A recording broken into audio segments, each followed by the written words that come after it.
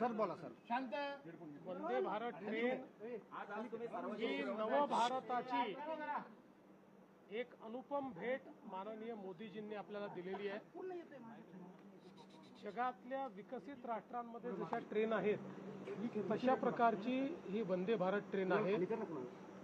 आणि आज मी याच ट्रेननी मुंबईवरनं साईनगर शिर्डीला आलो. अतिशय उत्तम प्रवास झाला. खूप चांगला अनुभव होता. अनेक लोकांची भेटी झाल्या. रस्त्यामध्ये फाईलचं काम देखील करता आलं. त्यामुळे मला आजचा प्रवास अत्यंत लाभदायी वाटला. तुम्ही अनेकदा आव्हान करतायत मात्र स्वतः देखील त्याचं अनुकरण करतायत. काय वाटतं तुम्हाला सगळ्यांना? असं आहे की जेवढं अनुकरण करता येईल तेवढं प्रत्येकाने केलं पाहिजे. माझाही हा प्रयत्न आहे की जिथे जिथे शक्य आहे त्या त्या ठिकाणी आपण माननीय प्रधानमंत्री मोदयांनी जे काही आव्हान केलं आहे त्या आव्हानानुरूप आपण काम करावं. कारण आपण केलं तर लोकांना देखील करण्याची एक इच्छा तयार होते. तोच माझा प्रयत्न आहे. भक्ती पाठोपाठ ग्रामीण भागामध्ये पेट्रोल डिझेल मिळत नाहीये.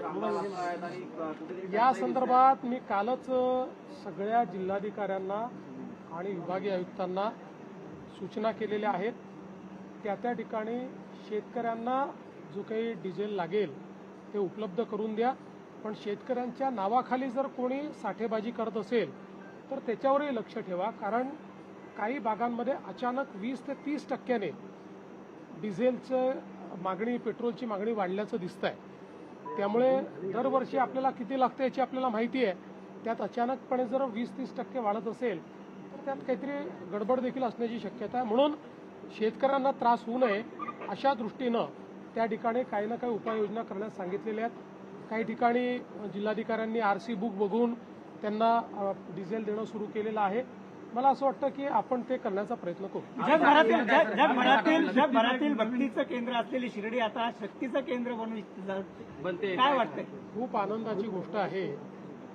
बघा, भक्ती आणि शक्ती आपल्या भारतीय अध्यात्मामध्ये एकत्रितच आहे. आणि आपण सगळे भक्ती आणि शक्तीचे उपासक आहोत. त्यामुळे शांतता तेच प्रस्थापित करू शकतात जे शक्तिमान असतात. दुर्बल व्यक्ती कधी शांतता प्रस्थापित करू शकत नाही. त्यामुळे आपण जर शक्तिमान असलो तर आपण जगाला साईंचा श्रद्धा आणि सबुरीचा संदेश शिकवू शकतो.